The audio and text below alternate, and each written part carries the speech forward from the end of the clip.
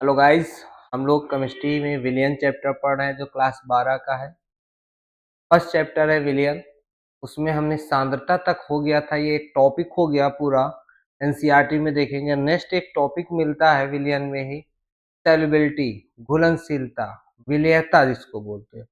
तो हमने अभी तक 14 आपको वीडियोस या पार्ट्स दिए हैं, जिस 14 में आपको विलियन क्या है, विलियन के प्रकार क्या है और विलियन की सांद्रता के बारे में डिफरेंट डिफरेंट सभी सांद्रताएं पढ़े। अब नेक्स्ट जो हमारा पार्ट होगा 15, जो कि हम लोग सॉल्युबिलिटी या विलेयता या घुलनशीलता।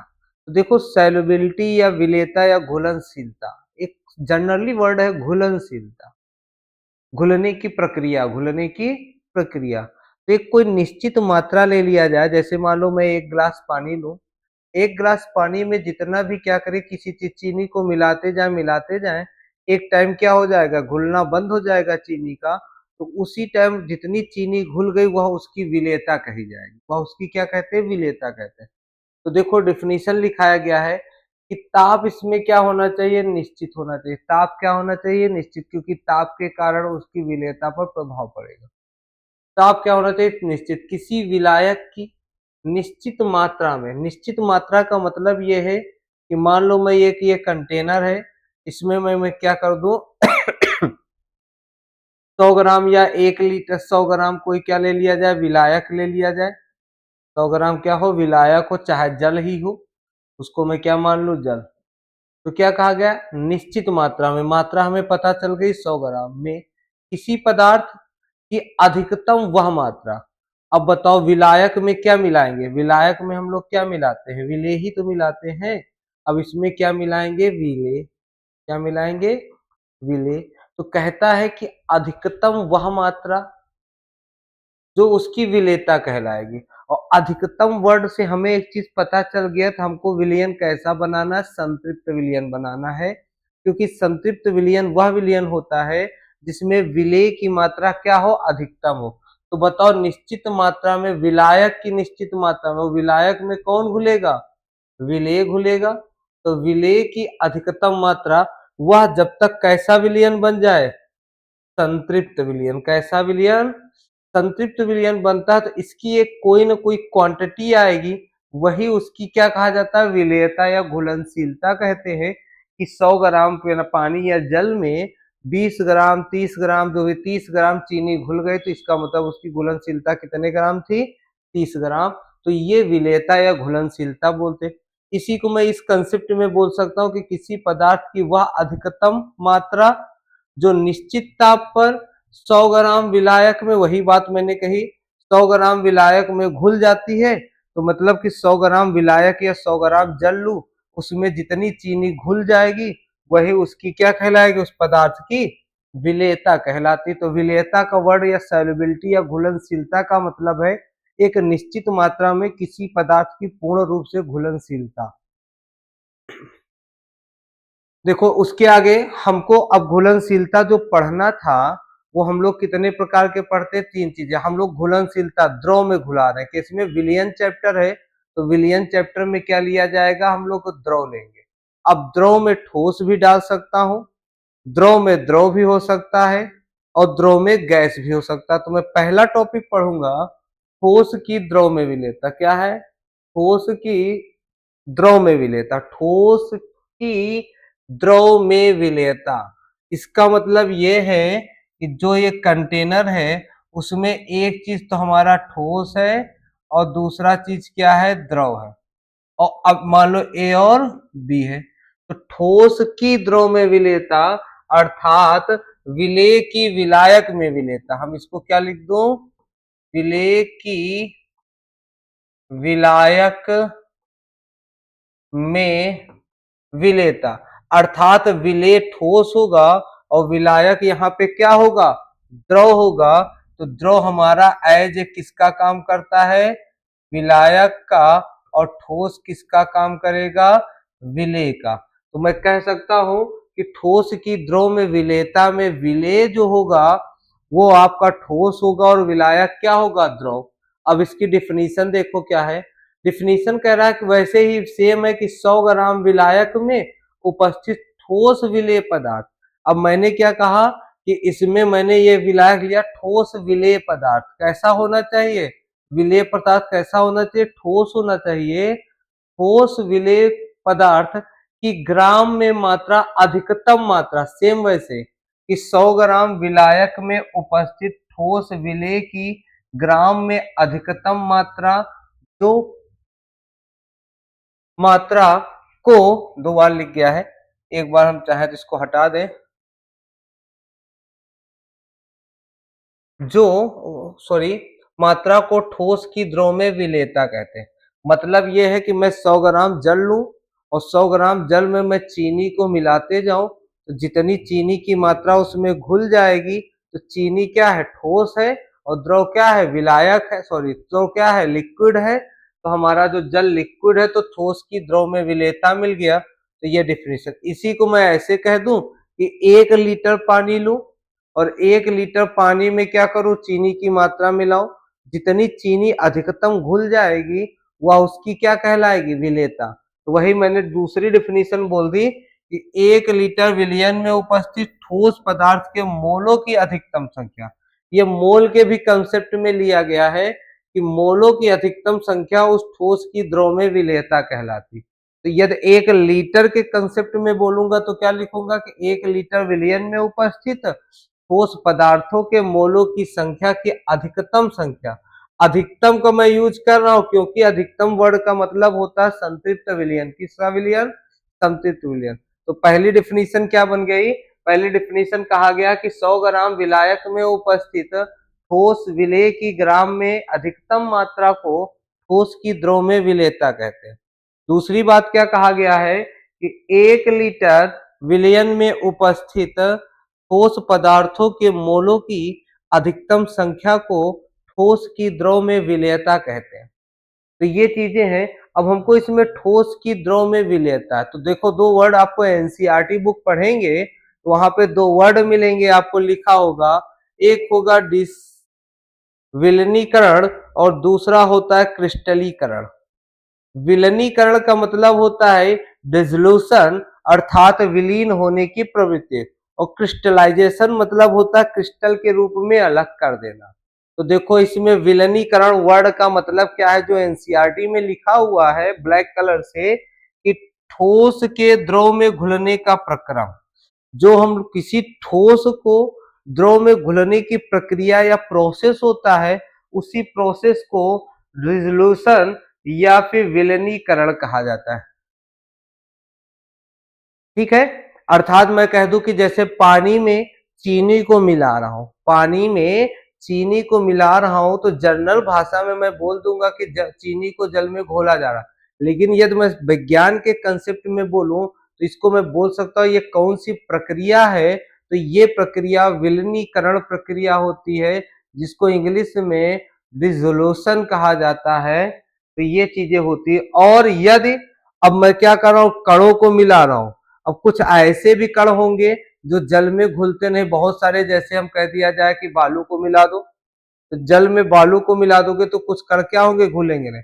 तो पानी के या जल से कुछ कणों को बाहर निकालना, क्रिस्टलों को बाहर निकालना, वो प्रक्रिया क्रिस्टलीकरण प्रक्रिया कहलाती है।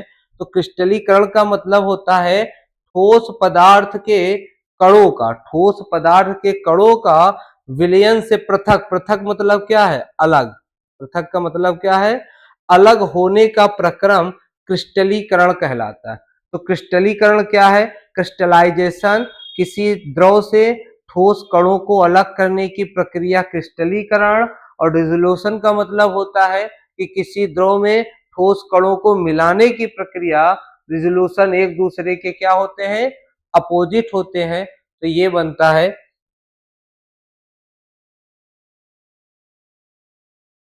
अब देखो मैं क्या कह रहा हूं कि नेक्स्ट इसी के अंतर्गत एक टॉपिक बन जाता है आपका, कि जो हम ठोस को द्रव में मिला रहे हैं, तो वो पूर्ण रूप से मिल रहा है कि किन्हीं कारणों से कम घुल रहा है, किन्हीं कारणों से ज्यादा। तो उसके अकॉर्डिंग मैंने एक टॉपिक आपको हेडिंग बनाना है, ठोस की द्रव में विलेयता को प्रभावित करने वाले कारक। ऐसे कौन कौन से कारक हैं जो कि ठोस की द्रव में घुलने की प्रक्रिया को कम या ज्यादा करते हैं? वो चीज है। तो factor affecting solubility of solid in liquid, liquid में सॉलिड की सॉल्युबिलिटी को मिलने या मिलाने की प्रक्रिया को हम लोग पढ़ते हैं। अब इसमें मेनली हम लोग तीन चीजें पढ़ते हैं, एक तो विलेय या विलायक की प्रकृति होती है, दूसरा टेम्परेचर होता है, तीसरा हम गैसियस सॉरी लिक्विड फॉर्म में कह सकते हैं। तो उसमें मैं पहला बोलूं विलेय या विलायक की प्रकृति, nature of solute and solvent, nature of solute and solvent. और मैं बता दूं सॉल्वेंट को ए से और सॉल्यूट को किससे, बी से रिप्रेजेंट किया जाता है। अब कहता है nature of solute and solvent, कोई भी कंपाउंड होते हैं वो दो प्रकार का होता है, या तो ध्रुवीय होगा या तो अध्रुवीय होगा।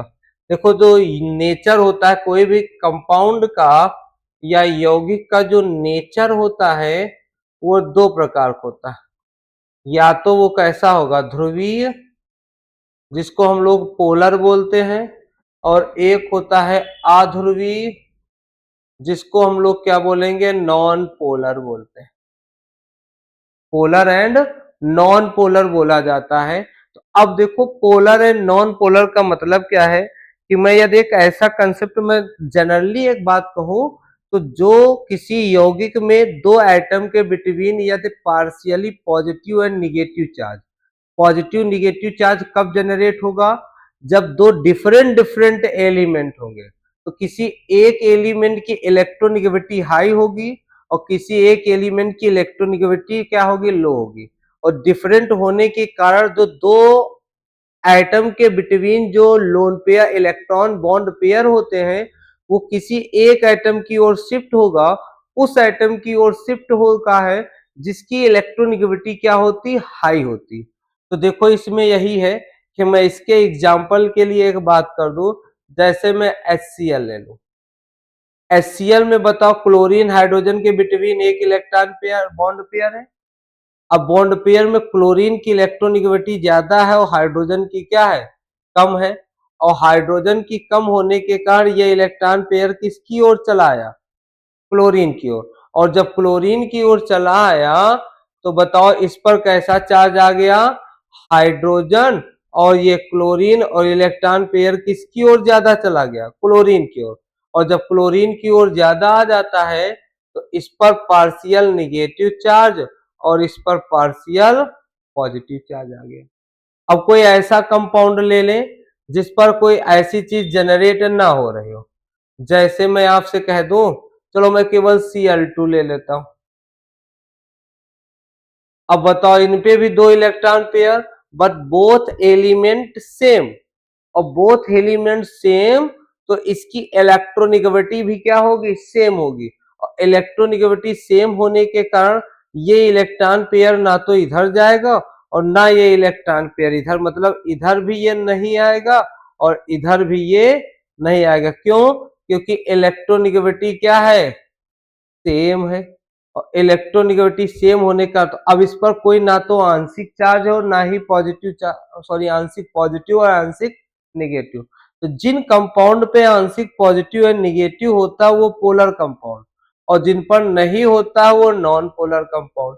अब एनसीईआरटी में एक वर्ड मिलता है लाइक डिजॉल्व लाइक, समान समान में घुलता है, या एक वर्ड लिखा हुआ एनसीईआरटी में जैसे में तैसा, जैसे में तैसा। तो देखो इसका मतलब यदि ये है कि दो चीजें हैं, एक विलेय और विलायक, और दोनों कंपाउंड या तो ध्रुवीय होंगे या तो अध्रुवीय होंगे। तो यदि हमारा विलायक ध्रुवीय है और उसमें मिलाने वाला विलेय भी ध्रुवीय होगा तो वो हमें क्या होगा, उसकी सॉल्युबिलिटी ज्यादा होगी। यदि हमने कहा कि यदि हमारा विलायक अध्रुवीय है तो उससे उसमें मिलाने वाला विलेय भी अध्रुवीय होगा तब भी उसकी विलेयता अधिक होगी। लेकिन यदि एक दूसरे के अपोजिट हो गया कि विलायक आपका ध्रुवीय है और मिलाने वाला विलेय जो होगा वो कैसा हो, अध्रुवीय होगा, तो उसकी विलेयता क्या हो जाएगी, घट जाएगी। तो वही मैंने यहाँ पे एक एग्जाम्पल लिखा है कि H2O वाटर, वाटर है क्या, वाटर एक प्रकार का हम कहे आपसे तो वाटर को मैं बोल सकता हूं कि वाटर जो होता है वो H2O होता है। इसका स्ट्रक्चर देखा है तो HO और पेयर। इस पर क्या होता है, ये लोन पेयर है, ऑक्सीजन की इलेक्ट्रोनेगेटिविटी हाई है तो ये भी इधर गया पार्शियल निगेटिव और ये भी इधर जाएगा पार्शियल निगेटिव, इस पर प्लस और इस पर प्लस, तो ये कैसा बन गया, पोलर हो गया। इसके बाद मैंने एक NaCl या KCl की बात करूं तो NaCl पर पॉजिटिव और Cl पर निगेटिव, केस पर पॉजिटिव Cl पर निगेटिव, तो ये दोनों कंपाउंड क्या है, पोलर है। एक एग्जांपल मैंने अभी यहां पर बेंजीन लिया है, तो बेंजीन के लिए देखो क्या है, तो जो बेंजीन का फार्मूला होगा, जो बेंजीन का फार्मूला है वो है, ये आपका बॉन्ड बना वो है, ये क्या होते हैं, कार्बन एटम होते हैं, ये सब क्या होते हैं, कार्बन एटम। इन पर 3 बॉन्ड अल्टरनेट पर पाई बॉन्ड C6H6, और आल कार्बन जो होते हैं वो कैसा होता है, sp2 हाइब्रिडाइजेशन। सभी बेंजीन के सभी कार्बन कैसे होते हैं, sp2 हाइब्रिडाइजेशन। और जब सभी कार्बन sp2 है तो सभी कार्बन की इलेक्ट्रोनेगेटिविटी क्या होगी, सेम होगी, और इलेक्ट्रोनेगेटिविटी जब सेम है तो इनके इलेक्ट्रॉन पेयर ना तो इस कार्बन के पास आएगा और ना तो इधर जाएगा, इलेक्ट्रॉन किसी भी तरह पे नहीं जाएंगे तो वो कंपाउंड कैसा बन जाएगा, नॉन पोलर बन जाएगा।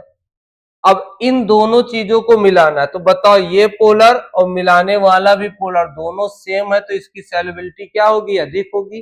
अर्थात जल में यदि मैं NaCl और KCl को मिलाऊंगा तो अधिक घुलनशील होगा, लेकिन यदि वही मैं बेंजीन में क्या करूं, NaCl और KCl मिलाएंगे तो उसकी घुलनशीलता क्या होगी, कम होगी।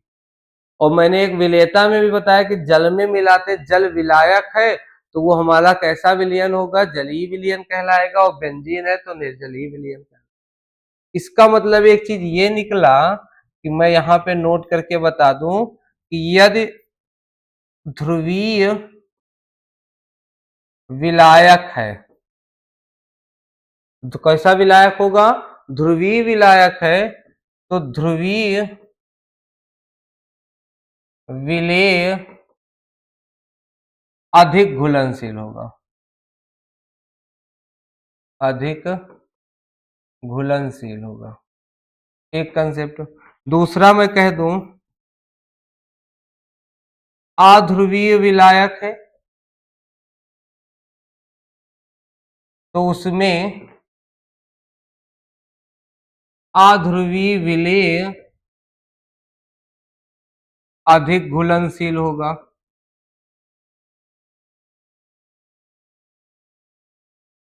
और यदि मैं उल्टा कर दिया जाए कि यदि मान लो ध्रुवीय विलायक है, मैं इसी में बता दूं कि यदि हमारा ध्रुवीय विलायक है और उसमें कह दिया जाए अध्रुवीय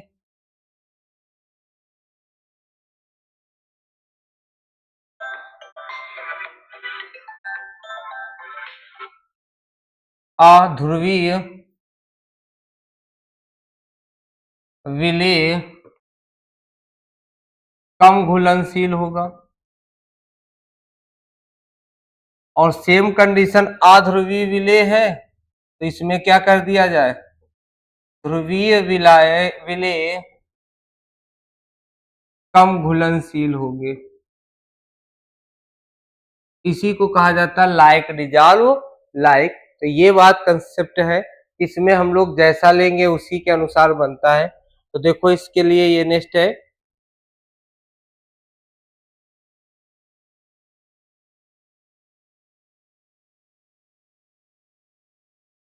तो ये क्या है यहाँ पर, तो हमने यहाँ पर लिख दिया लाइक डिजॉल्व लाइक, तो ये हमने क्या लिखा है कि H2O में NaCl व HKCl अधिक घुलनशील होगा क्योंकि ये दोनों क्या है हमारे, पोलर है, और ये भी क्या है, पोलर है। और बेंजीन कैसा है, नॉन पोलर, जबकि ये पोलर है तो ये कम घुलनशील होंगे। लाइक डिजॉल्व लाइक, ये पहला फैक्टर बनता है। नेक्स्ट में फैक्टर की बात करूं तो देखो दूसरा है हमारा effect of temperature. Effect of temperature, ताप का प्रभाव। ताप के प्रभाव में देखिए ताप क्या होता है, टेम्परेचर या ताप, ताप के कारण घुलनशीलता बढ़ेगी या घटेगी। अब रिएक्शन टू टाइप के, exothermic reaction and endothermic reaction. Reaction कितने टाइप की होती है, टू टाइप से। तो देखो यदि रिएक्शन ऊष्मा शोषी है, इसको बोला जाता है इंडोथर्मिक रिएक्शन। कैसी होंगी? Endothermic reaction. और इंडोथर्मिक जो रिएक्शन होती है, इंडोथर्मिक रिएक्शन के लिए मैं चलो आपको एक एग्जांपल इसमें बता दे रहा हूं कि जो रिएक्शन होती है अकॉर्डिंग टू हीट के अकॉर्डिंग मैं बताऊं तो आपको दो प्रकार की मैं बता रहा हूं, एक होता है एक्सोथर्मिक और एक होता है इंडोथर्मिक। इंडोथर्मिक इंडोथर्मिक का मतलब हो गया ऊष्मा शोषी और एक्सोथर्मिक का मतलब हो गया ऊष्मा छेपी।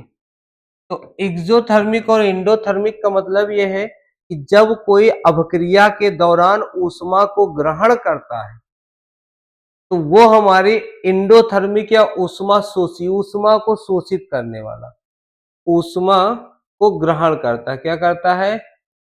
ऊष्मा ग्रहण करता है। एक जनरल भाषा में बता रहा हूं। और इसके लिए यदि मैं कहूं जैसे ए प्लस बी और साथ में क्या दे दो क्यू और ये बना दे ए बी, तो ये ऊष्मा को अवशोषित कर रहा है। इसी को मैं लिख सकता हूं ए प्लस बी मिला के ए बी और साथ में मैं लिख दू डेल्टा एच का मान कैसा हो? पॉजिटिव। जहां पे डेल्टा एच पॉजिटिव दिया है वो एंडोथर्मिक रिएक्शन है। और एक्सोथर्मिक रिएक्शन क्या होती है कि इसमें क्या करता है? ऊष्मा निकालता है, ऊष्मा निकालता है। जैसे कह दो ए बी टूट के ए प्लस बी और साथ में क्या देगा? ऊष्मा दिया।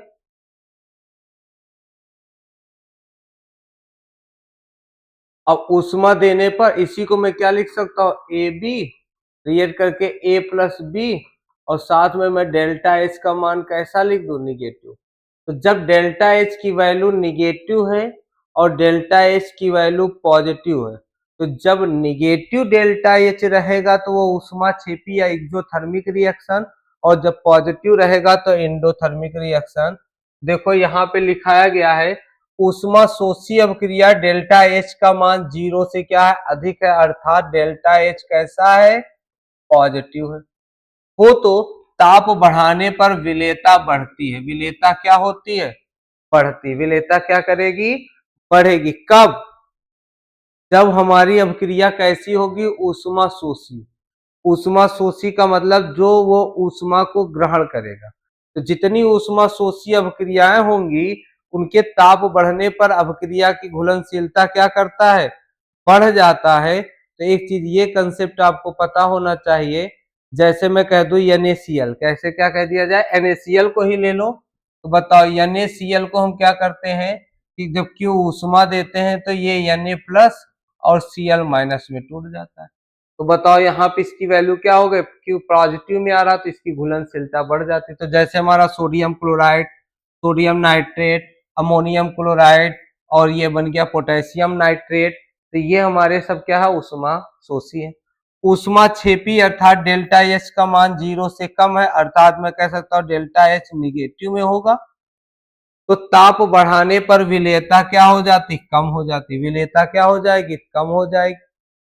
और विलेयता कम होने का मतलब जैसे कैल्शियम और कार्बोनेट, जैसे मैं कह दूं CaCO3 को हीट करते तो ये कैल्शियम ऑक्साइड और कार्बन डाइऑक्साइड साथ में कुछ हीट या ऊष्मा देता है। तो ऐसा क्यों होता है? क्योंकि जब ये हीट या ऊष्मा देगा ना, तो एक वैज्ञानिक थे, उन्होंने कहा था ला सातले का नियम देते। ला सातले थे, उन्होंने कहा था कि जब गतिक साम्य होने के कारण, मतलब जब साम्य अवस्था में गतिक है तो जिधर हीट का मान अधिक होगा टेम्परेचर उसके विपरीत चले जाता है।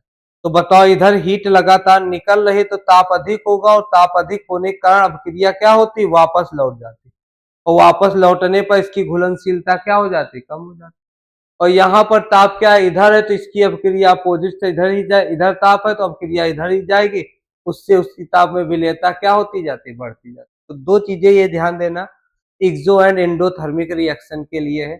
नेक्स्ट इफेक्ट जो होता है, एक और इफेक्ट है, हम लोग पढ़ते हैं इफेक्ट ऑफ प्रेशर या दाब का प्रभाव। किसका प्रभाव? दाब का।